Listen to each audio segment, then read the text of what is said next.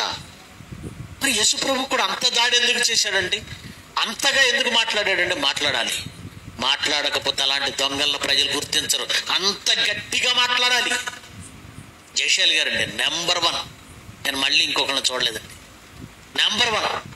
ఎందుకంటే అంత దాడి చేశాడు కనుకనే ఈరోజు సత్యం ఏంటో అసత్యం ఏంటో, అసత్యవాదులు ఎవరు, సత్యవాదులు ఎవరు, గొర్రె చరం వేసుకున్న తోడేళ్ళు ఎవరో, అసలు బోధ ఏదో, అసలు బోధ కానిదేదో ఈరోజు నాలాంటి వాళ్ళు ఎందరో తెలుసుకోగలిగారు. ఆయన కూడా సర్దుకునే బోధ, లేదంటే ఏమంటారు ఏదో ఉందలేండి,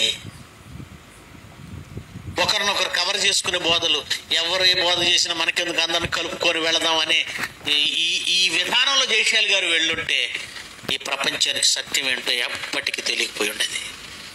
సత్యానికి అసత్యానికి భేదం తెలియాలంటే చాలా ఘాటుగా స్పందించాలి. యేసుక్రీస్తు చాలా చాలా ఘాటుగా డైరెక్ట్ అటాక్ మతఛాందస్వాదులపై, సింహము లేడి పిల్లలపై అటాక్ చేసినంత భయంకరంగా అటాక్ చేశాడు. గిజగిజలాడిపోయారు, గిలగిల్లాడిపోయారు. ఒక్కొక్క మాట తోట అయి సమాధి రాళ్ళురా మీరు అన్నాడు. సమాధులు, సున్నం కొట్టిన సమాధులు. పళ్ళాన్ని లోపల తవ్వాలిరా మూర్ఖులారా, అజ్ఞానులారా. వెలుపడి తవ్వుతున్నారు, వెలుపడి శుద్ధి చేస్తున్నారు.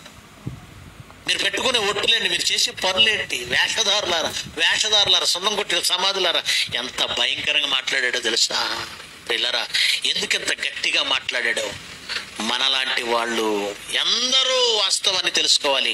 అలాంటి దౌర్భాగ్యుల దుష్టుల బారి నుండి తప్పించుకోవాలి.